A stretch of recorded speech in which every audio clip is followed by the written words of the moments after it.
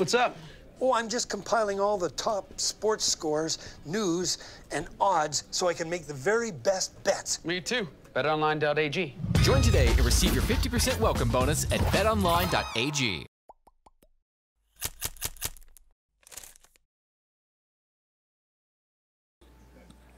I don't really have a question. If you don't have one, there are none. Right, right. Well, just how do you feel about just starting the playoffs? Finally, they're here all season. The whole team was saying we can't wait till the playoffs.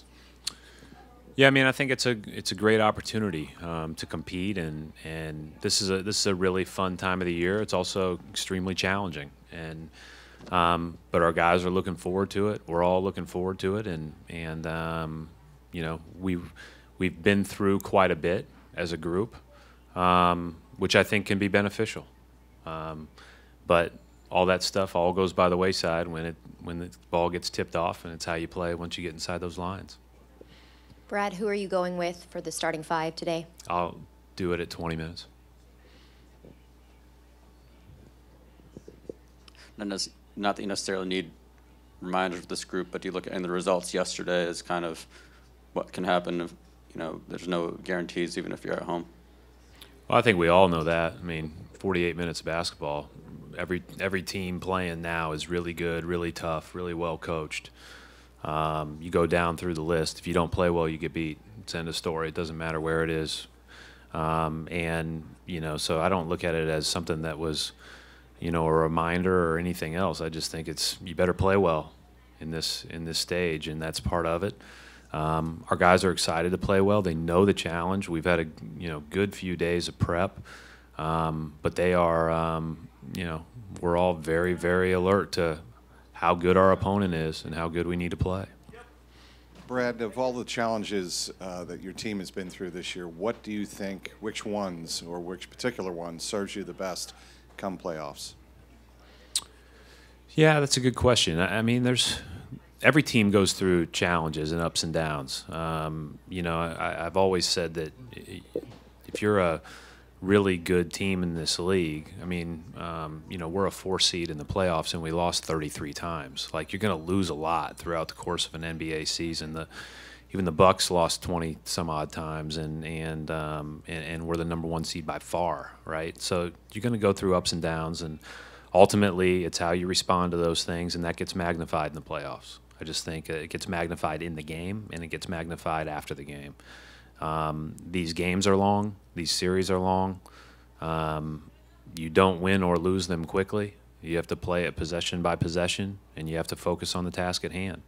That's a great challenge, but that's the fun part of it too. Brad, in late game situations, how has your relationship with Kyrie evolved throughout the season? I don't know. I feel like it's been pretty good the whole time. I mean, he's been pretty darn good in late game situations. No question. Just as a give and take. then I don't have to do anything, which is good. Is that how it goes? I think that's way better for our team if I can just stay out of the way. No, I mean, we try our best to give him as much space as possible. Listen, he's going to draw a lot of attention. He's not always going to be able to, or it's not always the right move to be the guy that scores. He's going to have to just make those right plays. He's going to get blitzed. He's going to get trapped. He's going to get doubled. And the thing about him all year long is he's made the right play. And so I think our challenge is always giving him the appropriate amount of space, deciding whether to bring 2 to the ball or not. And then, that's the benefit of guys at this level. And the very, very best guys only need a step, or they only need a little bit of space. And so just try to figure out how to do that.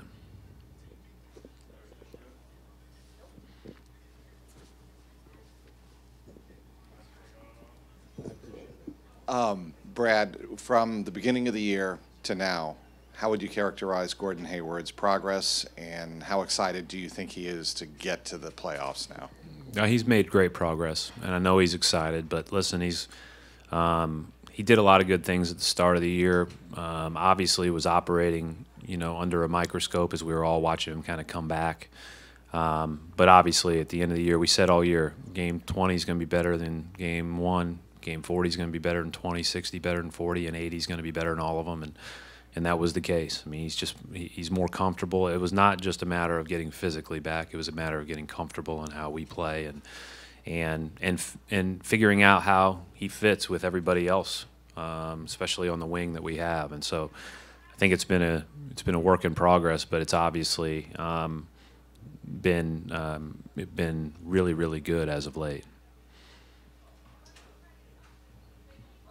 Yep.